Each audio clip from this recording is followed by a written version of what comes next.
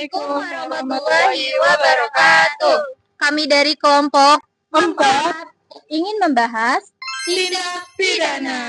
Perkenalkan, nama saya Dinda Nuralia dengan NIM 2025 0401053. Perkenalkan, nama saya Fiunita Laila Zahra dengan NIM 2025 0401031. Perkenalkan, nama saya Nazul Safira Fitri dengan NIM 2025 0401207. Perkenalkan, nama saya Zikra Sawadduha dengan NIM 2025 0401167. Selamat menyaksikan. Jadi, pada cuplikan pertama ini, kami akan menjelaskan terlebih dahulu nih, kira-kira apa sih tindak pidana itu.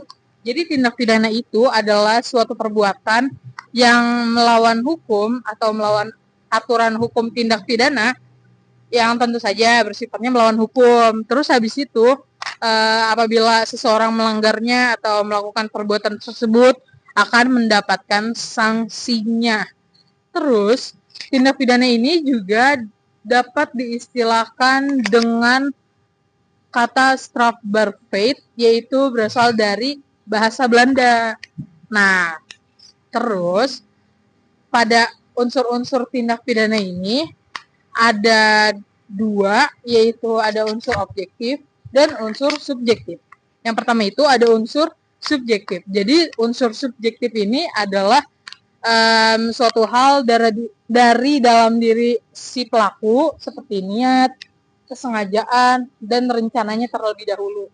Namun pada unsur objektif ini adalah suatu perbuatan yang dilakukan oleh pelaku di luar, pokoknya perbuatan yang ada di luar diri pelaku, seperti tindakan melanggar hukum dan akibat yang ditimbulkan. Selanjutnya ada macam-macam delik. Yang pertama, kejahatan dan pelanggaran. Yang kedua, delik formil dan material. Yang ketiga, delik konkret dan abstrak. Yang keempat, delik persiapan dan delik percobaan dan delik selesai dan berlanjut. Yang kelima, delik umum dan delik khusus. Yang keenam, delik merugikan dan delik menimbulkan keadaan berbahaya. Yang ketujuh ada delik berdiri sendiri dan delik lanjutan. Yang kedelapan ada delik sederhana dan delik terkoalisi. Yang kesembilan ada delik tunggal dan delik gabungan. Yang kesepuluh ada delik biasa dan delik aduan. Yang kesebelas ada delik kesenjangan dan delik kealpaan. Selanjutnya ada video ilustrasi tentang tindak pidana, berikut cuplikannya. Yang pertama, pencurian.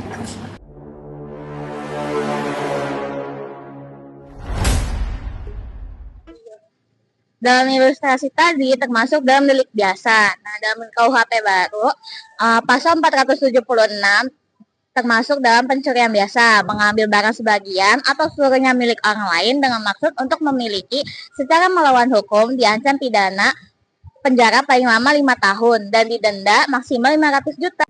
Yang kedua, pengancaman digital.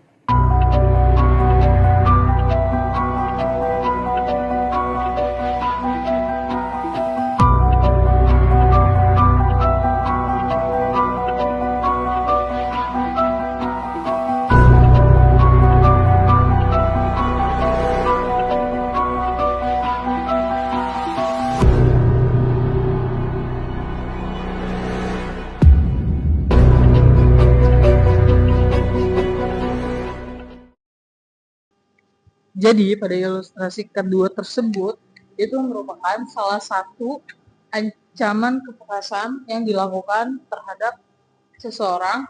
Nah, tentunya hal itu akan dikenakan ancaman pidana paling lama 12 tahun penjara atau denda sebanyak 2 miliar rupiah. Nah, kira-kira dasar hukumnya apa sih tentang tindak pidana ini? Nah, jadi pada pasal 29 Undang-Undang ITE atau Undang-Undang Nomor 11 Tahun 2008 beserta perubahannya berbunyi melarang setiap orang dengan sengaja dan tanpa hak mengirimkan informasi elektronik atau dokumen elektronik yang bersifat atau berisi ancaman, lalu ancaman kekerasan atau menakut-nakuti yang diajukan secara pribadi atau ditujukan secara pribadi. Nah, pelanggar pasal ini tentunya akan dikenakan ancaman penjara 12 tahun penjara tadi dan denda sebanyak 2 miliar rupiah tadi. Yang ketiga, penganiayaan.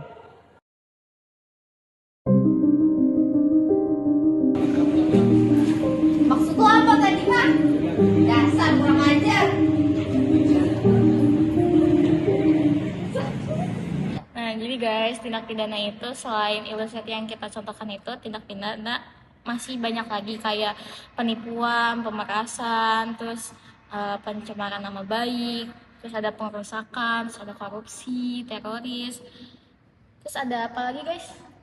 Iya, kira-kira selain hal tersebut yang udah kita sampaikan, kira-kira selain si perbuatan tindak pidana itu, apa aja sih yang berkaitan dengan tindak pidana ini? Misalnya kan kadang orang tuh ada yang melakukan tindak pidana, ada yang 2 kali, ada yang 2 orang atau lebih. Nah itu tuh bisa disebut sebagai apa sih?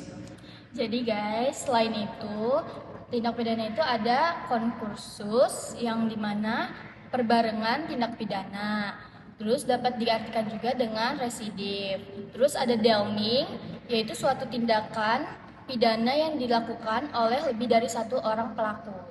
Nah, kalau konkursus ini atau perbarengan tindak pidana adalah keadaan ketika seseorang melakukan satu atau beberapa tindak pidana yang diadili dalam satu proses sebelum ada putusan hakim. Terus di konkursus ini dibagi menjadi 3 bentuk, yaitu satu ada konkursus idealis. Itu terjadi ketika suatu perbuatan melanggar lebih dari satu ketentuan pidana sekaligus. Jadi perbuatannya hanya satu, tapi dapat dikenakan beberapa pasal. Konkursus ini diatur dalam pasal 125. Yang kedua ada perbuatan berlanjut, terjadi ketika seseorang melakukan beberapa perbuatan tindak pidana yang saling berkaitan karena semuanya berasal dari satu niat atau keputusan yang sama. Meskipun dilakukan beberapa kali, perbuatan tersebut dipandang sebagai satu rangkaian tindak pidana. Diatur dalam pasal 126. Yang ketiga ada konkursus realis, terjadi ketika seseorang melakukan beberapa perbuatan pidana yang berbeda dan setiap perbuatan berdiri sendiri sebagai tindak pidana. Diatur dalam pasal 127 dan pasal 128. Oh gitu. Kalau misalnya pencurian itu kayak hari ini nih mencuri, terus besoknya itu penganiayaan, itu maksudnya konkursus apa? Konkursus realis karena dia melakukan beberapa tindak pidana yang berbeda. Terus itu ada kayak diatur dalam pasal berapa? Itu diatur dalam pasal 127 KUHP yang menyatakan jika terjadinya perbarengan beberapa tindak pidana yang harus dipandang sebagai tindak pidana yang berdiri sendiri dan diancam dengan pidana pokok yang sejenisnya, hanya dijatuhkan satu pidana. Oh gitu. Ya guys. Indonesia negara hukum. Assalamualaikum warahmatullahi wabarakatuh. Sekalian dari kelompok tindak pidana. Dadah.